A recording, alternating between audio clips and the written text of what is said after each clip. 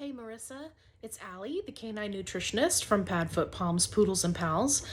And I am in the middle of cleaning my dog room, so please forgive the crazy hair. I wanted to make a video response to your question because it's a question that I get asked on a daily basis, multiple times a day. And it's a very good question. There are a lot of factors that go into why vets are often very concerned about a raw diet. And I want to be fair to veterinarians because they do a lot of really fantastic work. So let's start off by saying that.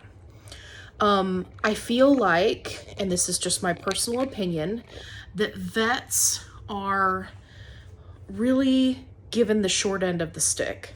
Because if you think about professions in the world, let alone in the US, vets are required to be so many things all at one time, right?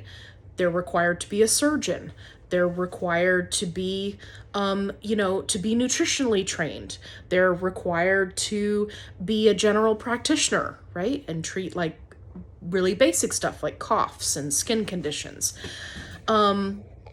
They're asked to be a reproductive doctor when it comes to people who want to breed their dogs. Like, there are so many different aspects, medically speaking, to being a vet that we don't even ask our own human physicians to do that, right? They are specialized. Whereas just your general practitioner vet can be doing many, many different things, many different aspects to their job, right? So let's not sell them short. I feel like they are pushed into a system that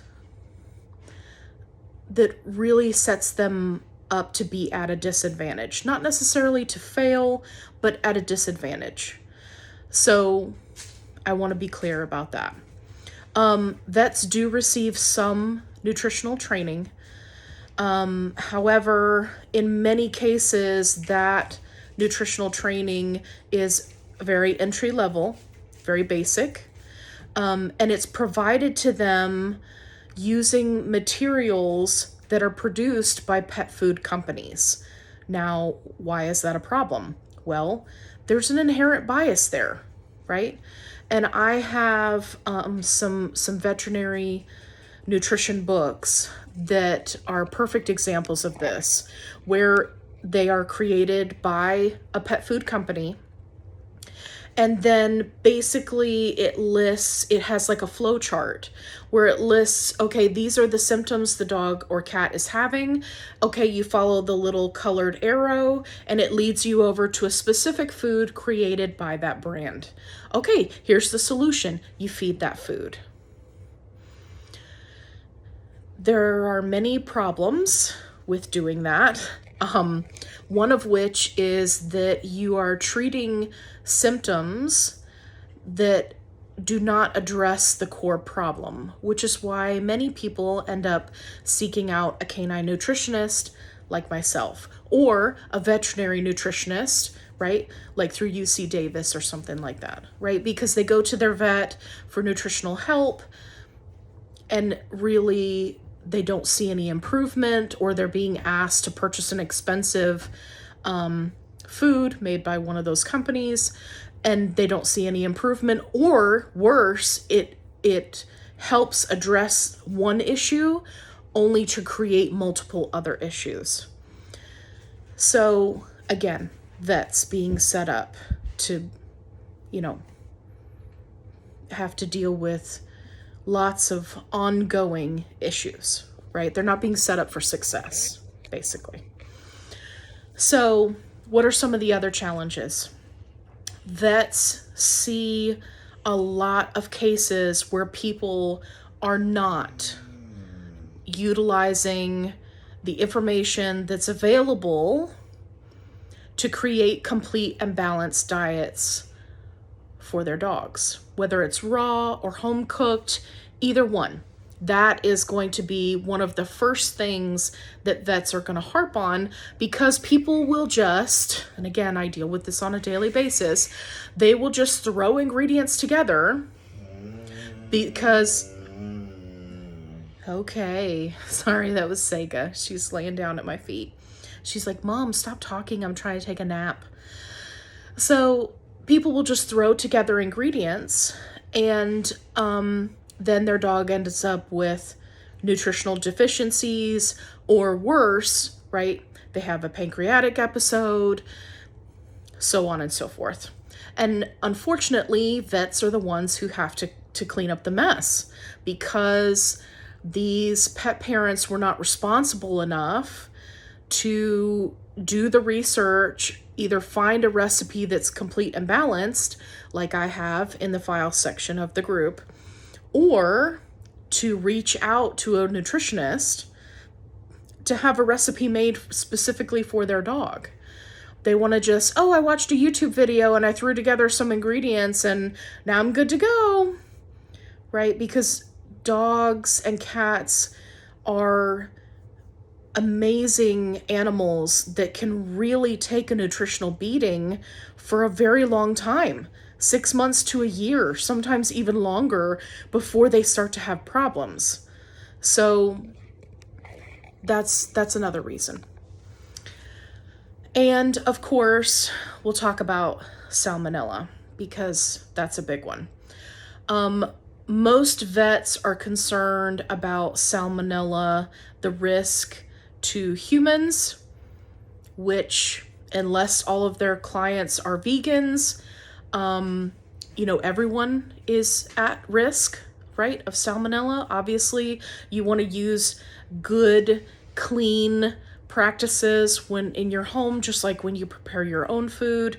So again, it falls back to vets not trusting people to do the right thing and be responsible pet owners. Additionally, some dogs, especially those who have been kibble fed their whole life, some dogs do not actively carry salmonella in their digestive system. Most do, some don't. Some dogs who are immune compromised, right? Salmonella can be an issue for them. And again, many of those people don't find out that their dog has a problem until they, let's say, purchase a commercial raw food that potentially wasn't handled correctly during either processing and or once it reached the store. Their dog gets salmonella, their dog is sick, they have to take them to the vet, right? So while I understand where vets are coming from, and I feel for them when they have to deal with this, the right answer is to educate, right? It's to educate the public. It's to help encourage pet parents to be responsible pet owners, not to automatically assume that they can't handle it and just tell them don't do it, right? It's like that one rotten apple spoils the bunch kind of mentality. It's like, well, this one person didn't do it correctly and they can't handle it, even though no one ever taught them how to do it correctly, so now no one should do it. This also falls back to liability, and this will be the last point that I touch on because this video is getting a little bit long. There are quite a few things that vets have to do because of their liability insurance, right? They are only allowed to make certain recommendations, recommend certain products, certain feeding styles, as their malpractice insurance dictates, right? Because they see a certain number of cases that are that fall into that category of irresponsible pet ownership. So in order to reduce their risk, their malpractice insurance company will essentially dictate what they can and cannot do. And that's why you will see a large majority of vets with very little training in nutrition just blindly go by what their malpractice insurance tells them that they have to go by, right? Because they don't have any other choice. It's either that or, look at that sweet puppy. It's Kennedy, by the way. It's either that or their insurance carrier won't carry them and they have to find somebody else. So I'm going to wrap this up here.